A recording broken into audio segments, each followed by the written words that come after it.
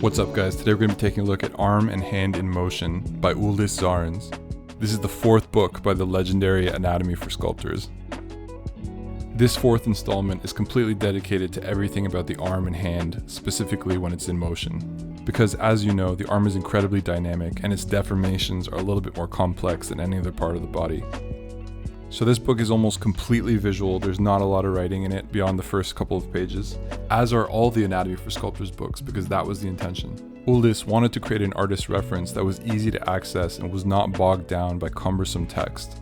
And to quote the back of the first book, knowing all the muscles doesn't mean understanding the form. And I believe that to be true. The other goal with these books is to educate on form. So the format for this book are 3D scans of real people, which are then rebuilt in 2 levels of blockout. So this is a very unique approach, and I don't think I've seen anyone else do something quite like this. I'm also very proud to state that I've teamed up with Anatomy4Sculptors, and I'm offering a 10% discount with the coupon code of Maniacer10. So if you'd like to support me and pick up these great anatomy books, click on the affiliate link down below. And I really appreciate these side-by-side comparisons because on one hand you have the real scan of the real form as it would be in reality, but then you have a muscle overlay so you can see the insertion and origin, but then you also have this kind of more interpreted depiction. And I honestly just want to read from the intro because Uldis describes everything best, I think.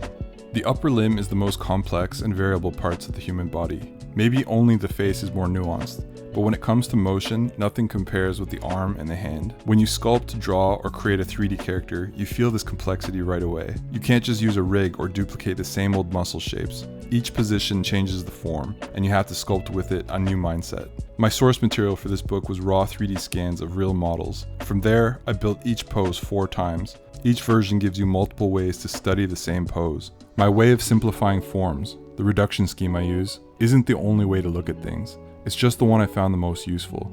There are many ways to interpret and group the complex shapes of the human body. That's why I also included the clean 3D scans alongside the blockouts. I've laid out the process fully, the method, the source, and the reasoning. The blockouts don't reveal reality, they interpret it. Materials like this will always be an interpretation.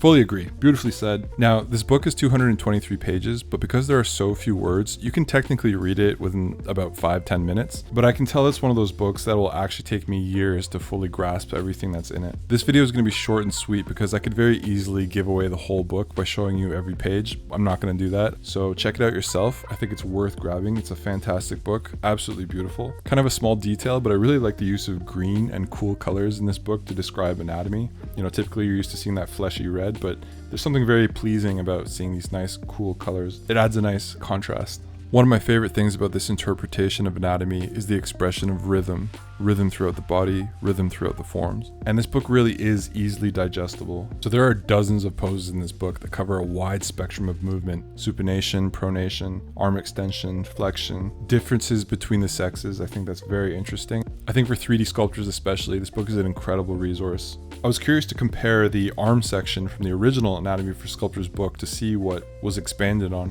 Whereas you get maybe 20 to 25 dedicated arm anatomy references in the Anatomy4Sculptors book, here you have 225 pages, so it's definitely an expansion of the arm.